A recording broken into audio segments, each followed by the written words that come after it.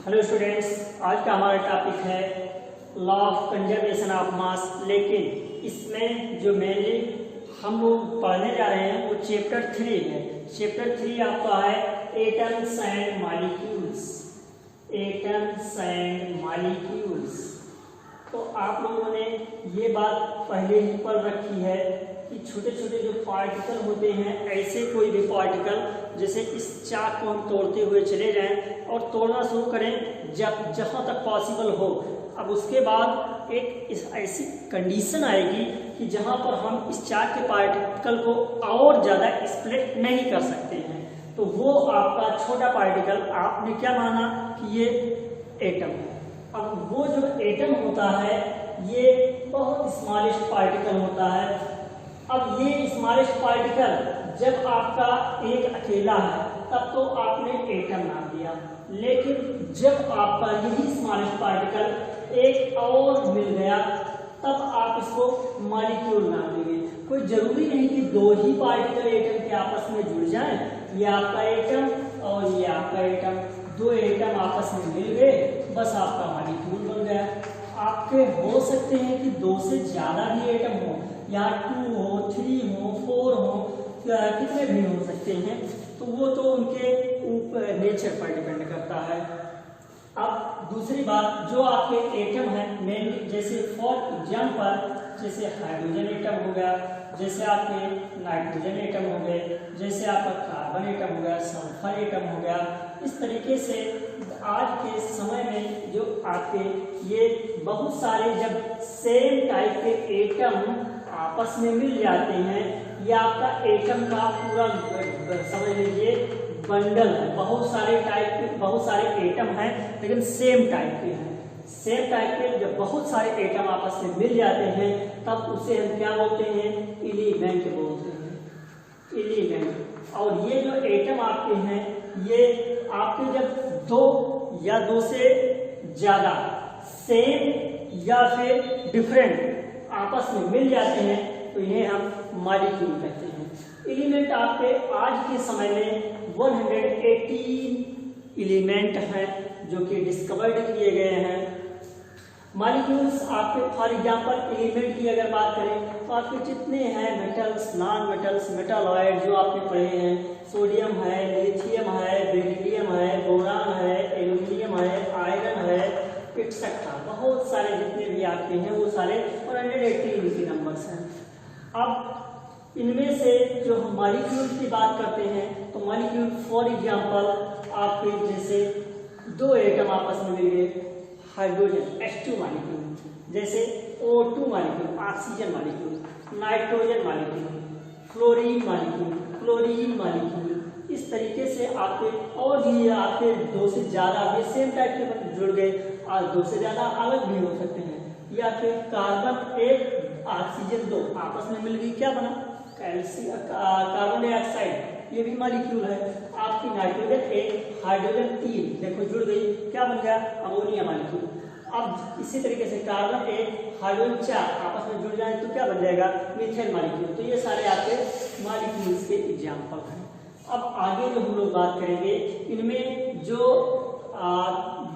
Law of combination है कि किस तरीके से ये एटम आपस में मिले और कैसे इन्होंने मॉलिक्यूल का फॉर्मेशन किया, कैसे इन्होंने कंपाउंड का फॉर्मेशन किया। तो अब उसके लिए 5 रूल्स हैं। पहले law of conservation of mass, second law of constant proportion, फिर लॉ ऑफ मल्टीपल प्रोपोर्शन, फिर लॉ ऑफ रेसिप्रोकल, और उसके बाद में आपके गैलू-साइक्स लॉ। ये सारे के सारे रूल लॉ हैं, लेकिन हम लोग जो मेनली यहाँ पर बात करेंगे सिर्फ 2 लॉ की बात करेंगे।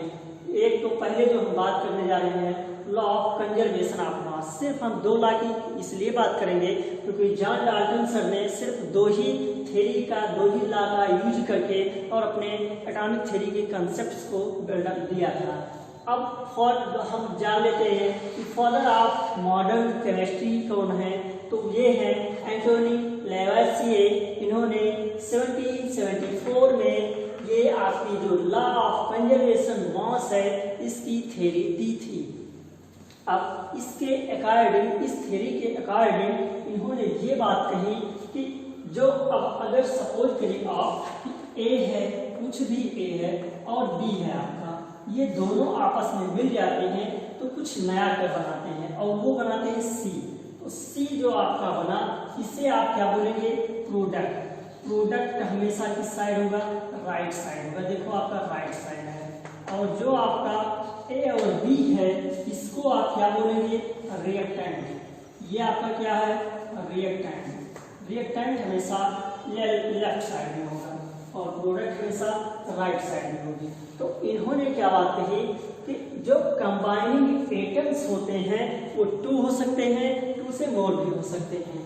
तो वो मिल करके जो प्रोडक्ट का फॉर्मेशन करते हैं, या फिर एक जो रिएक्टेंट होता है, रिएक्टेंट से जब वो प्रोडक्ट में बदल रहा होता है तो उसके केस में जो मास होते हैं वो सारे के सारे क्या होते हैं? सेम होते हैं। इट मीन्स कि जितने मास के साथ इधर का आपका कोई भी कंपाउंड होगा, मॉलिक्यूल होगा, एटम होगा, या तो कंबाइन करेगा या फिर यहाँ से डिकम्पोज करेगा। तो अगर मान लो कंबाइन कर रहा है उससे उतने मास का, तो सेम उतने ही मास का आपको प्रोडक्ट में भी वो आपको मॉलिक्यूल या कंपाउंड के रूप में फॉर्मेशन होगा। अगर वो डिकम्पोज कर रहा है तो आपका यहाँ पर जो 2 या 2 से ज्यादा प्रोडक्ट मिलेंगे वो आपको सेम मास में ही मिलेंगे। तो इसलिए इसको हम दूसरी बात जो आपने एनर्जी के टर्म में जैसे आपने कहा था law of conservation of energy, same उसी तरीके से law of conservation of mass को आप क्या बोल सकते हैं कि मास can not be created or not be destroyed, only it can change one form to another form। तो मास आप ना तो क्रिएट कर सकते हैं, ना ही आप इसे नष्ट कर सकते हैं, खत्म कर सकते हैं। सिर्फ इसके फॉर्म को आप दूसरे फॉर्म में चेंज कर रहे हैं। देखो रिएक्टेंट से प्रोडक्ट में बदल गया। अब फॉर एग्जांपल हम देखने जा रहे हैं कि ये जो आपका रिएक्टेंट से प्रोडक्ट में बदल गया वो आपका इस रूप में बदला। कैसे बदला? एक एग्जाम्पल के थ्रू समझते हैं। एक सपोज करिए कि आपका एग्जाम्पल है कैल्शियम कार्बोनेट का। कैल्शियम कार्बोनेट ये आपका जो मार्बल होता है, एग का जो सेल होता है बाहरी वही होता है, इसका नाम है कैल्शियम कार्बोनेट। और ये कैल्शियम कार्बोनेट आपका क्या होगा? जब आप हीट देंगे इसको, हीट का सिंबल हम डेल्टा से भी लगा लेते हैं, आप चाहे तो इसको हीट ऐसे डायरेक्ट लिख भी सकते हैं। तो क्या होगा? ये कार्बन डाइऑक्साइड में और कैल्शियम ऑक्साइड में डिकम्पोज हो जाएगा। हम लोग मेन प्रोडक्ट को पहले लिखते हैं, बाई प्रोडक्ट को बाद में लिखते हैं। तो आप calcium oxide plus carbon dioxide ऐसे लिखें। यह आपका क्या है? Calcium oxide. यह आपका कैल्शियम ऑक्साइड। ये क्या है? Carbon dioxide. Carbon dioxide. अब आपने एटॉमिक मास आपने पढ़ी है या नहीं पढ़ी है?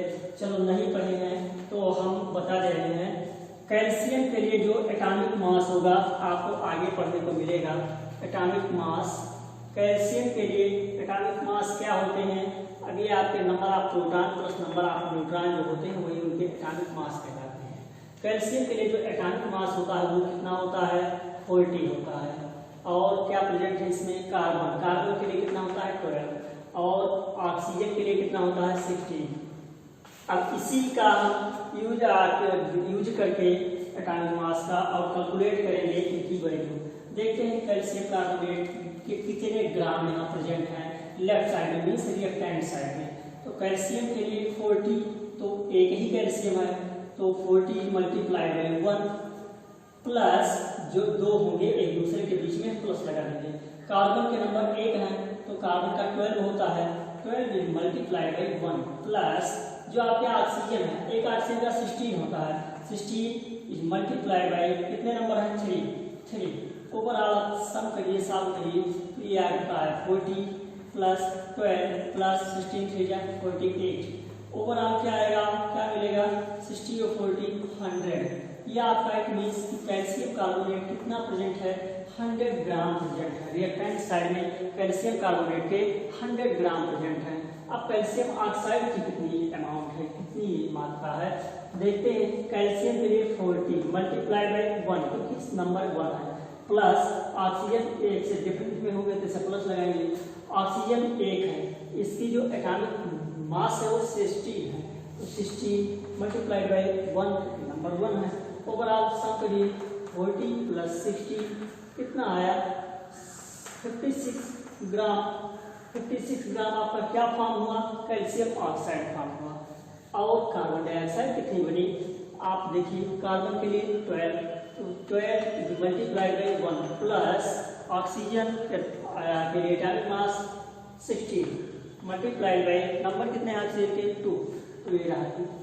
सॉल्व करिए कितना आएगा 12 प्लस 16 टू जा 32, ओवरऑल कितना आएगा 44 ग्राम। ये आपका जब 100 ग्राम कैल्शियम कार्बोनेट हीट किया गया तो आपको 56 ग्राम कैल्शियम ऑक्साइड मिला और 44 ग्राम कार्बन डाइऑक्साइड मिला। अब इसका दोनों का सम करेंगे तो भी ओवरऑल आपको 100 ग्राम ही मिलेगा। इट मीन्स कि मास जो आपकी रिएक्टेंट साइड में थी, जो आपकी प्रोडक्ट साइड में है, दोनों साइड में सेम है। तो मास can not be create not be destroy, only it can be change one form into another form. अब आगे हम सब मिलेंगे नेक्स्ट क्लास में। Thank you.